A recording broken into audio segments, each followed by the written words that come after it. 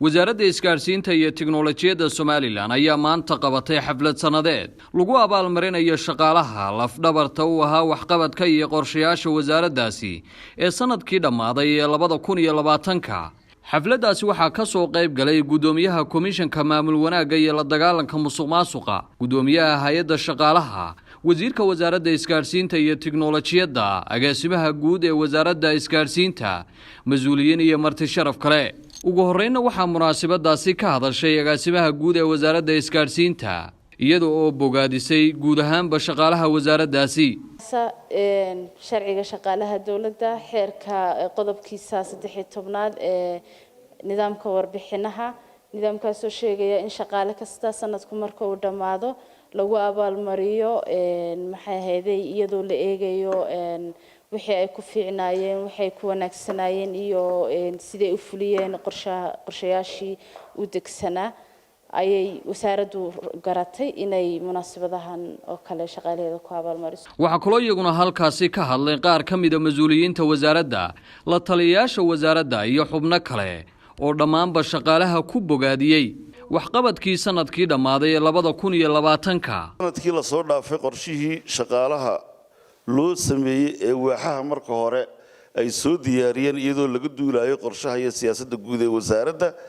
ee uu hormoodka ugu yahay wasiirka iyo agaasimaha guudba taasi oo loo sii jajabiyay heer section ilaa iyo unit ilaa individual amaba shakhsi gudoomiyaha hay'adda shaqaalaha dawladda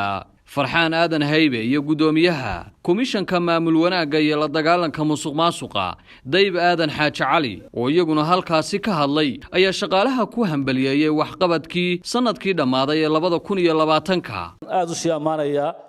shaqaalaha hoosaadyada oo iyaguna xaq u leh mustaqbalka inaynu tababarro wanaagsan siino oo ay dalacaan hadduu sii yahay oo cleaner yahay in wax la bari karo oo qofku aanu wajiyo magac u jirin oo wax noqon karo oo uu dabeedna injineer ku noqon karayo sida hadduu waashmaayeen wax la baro oo amalkiisa iyo rajadiisa la nooleeyo waajibna saaran weeye runtii wasaaraddu waxa weeye waa halbowlaha xogta iyo isgaarsiinta qaranka oo dhan runtii waanu haynaa 10 qof waaxidayda performance-ku saaka markan idhi war invitation-kaas ay noo yeeleen ma lagu keenay qiimayntii shaqaalaha koobigaas uu siiyay marka waan ku amaanaya wasaaradda qabatay waxaan boosta oo laga yaabo imanka tusaale ahaan haddii hal wareegto ka soo baxdo wasaarad ka mid ah amba hay'ad ka mid ah hay'adaha dawladda oo laga yaabo 23 wasaaradood iyo 15 hay'adada madax bannaan istaan qaybiya waxaan ugu qaadan jirtay 2 cisho ku qaadanaysa laakiin wasaaradda marka loo geeyo iyadoo aan wasaaraddii lacag lagu siin oo institution lacag ku siinin isagoon gaarigii isticmaalay isagoon shaqaalihii isticmaalayn ay runtii wasaaraddu diyaarisay dadkii shaqada qaban lahaa annagu xafiis ahaan aad baan ugu farxay runtii shaqada ay wasaaraddu waliba qaybta boosta aad baan ugu farxnay ugu dambeynna waxaa munaasabadaasi soo xidhay wasiirka wasaaradda isgaarsiinta iyo tiknoolajiyadda cabdiweli sheekh cabdilaahi suufi waxaana uu shaqaalaha kala duwan ee wasaaradda isgaarsiinta ku hambaliyay dadaalkii xooganaa ay ku bixiyeen waxqabadkii sanadkii dhammaaday ee 2020 halka ka qiraya in wasaaradda noqotay agaasimaha iyo madaxda qaybaha ka hooseeya iyo shaqaaluhu aan wax dhiba aan jirin hawsha la sheegay wasaaraddu qabatayna sidaad sheegtay gudoomiye waa dhibicda roobka shaqaalaha ka soo bilaabtaa naga wax laga markii qaarkood inaan meel kale aan ku mashquulno oo waxaan joognaa xil siyaasadeed baan joognaa laakiin cidda mar walba haysa waa shaqaalaha weeyi siiba dumarka aad iyo aad ugu shaqo badan oo aan aad iyo aad ugu mahadnaqo leeyahay waliba doorkan intii shaqo qaran ugu soo biirtayna hablaha tiradoodu way noo soo badatay kor bay soo kacday iminkana inaan agaasimaaba joogto marka waxay habluhu ka caban jireen cid la fahmaysa la joogto marka igana aad baan ugu hambalyeynay سعيد هذا جامع تلفزيون كون كيبل هرقيسة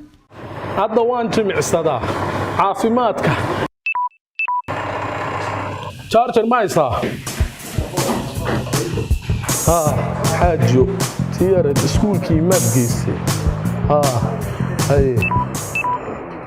شارجر ما يصح شارجر ما يصح شارجر عزومتي بنشوف عزومتي سوق الو الو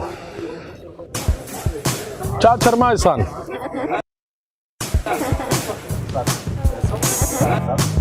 واليوم maxaa ka qaldan maanta oo dhan telefoon baad ku hadlaysaa chargerna waad na weydiinaysaa